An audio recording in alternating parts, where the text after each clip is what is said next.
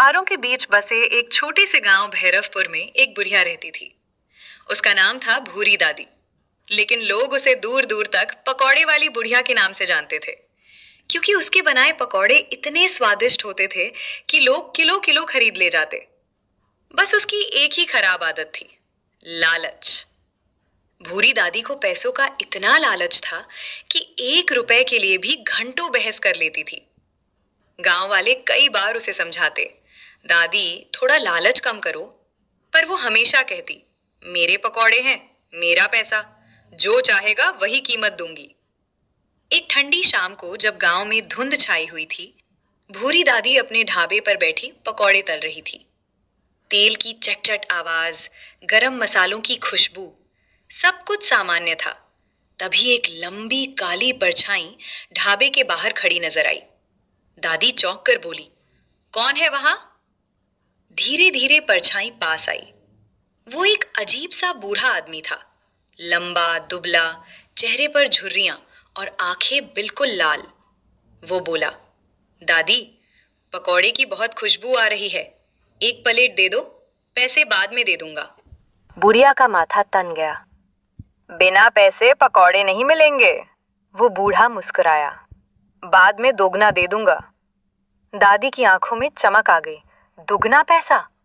उसने जल्दी से गरम पकौड़े उसकी थाली में रख दिए। बूढ़ा एक एक पकौड़ा धीरे धीरे खा रहा था, मगर जितने खाता थाली में उतने ही वैसे के वैसे भरे रहते। दादी हैरान, ये क्या जादू है? वो चिल्लाई।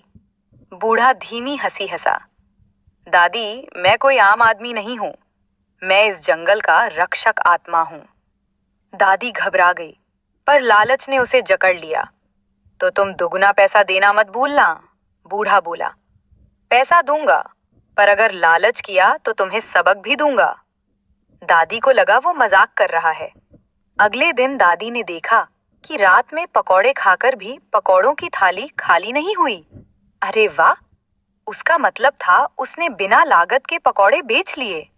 उसका लालच बढ़ गया। वो बोली, अगर वो बूढ़ा फिर आए तो मैं उससे कहूंगी कि मेरे लिए हर दिन ऐसे पकौड़े बनाए।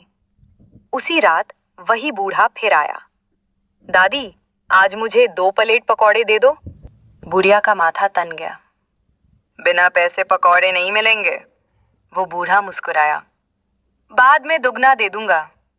दादी मुस्कुराई, ठीक है, लेकिन बदले में मुझे रोज जादुई पकौड़े चाहिए, जिनका तेल, आलू, बेसन सब वापस आ जाए। बूढ़ा गंभीर होकर बोला, सोच लो, लालच अच्छा नहीं। दादी चिल्लाई, बस बस, मुझे जादुई पकौड़े चाहिए, दे या जा। बूढ़े आदमी ने गहरी सांस ली और कहा, ठीक है, कल से हर चीज जादुई होगी, लेकिन उसका परिणाम भी सहना पड़ेगा। उसकी आंखें लाल चमकी और वो धुएं में गायब हो गया। अगले दिन दादी ने देखा कि तवे पर पकौड़े अपने आप गिर रहे थे। तेल भर रहा था, बेसन तैयार हो रहा था, सारा ढाबा अपने आप खाना बना रहा था। दादी खुशी से नाचने लगी, अब तो मैं अमीर ही अमीर हो जाऊंगी।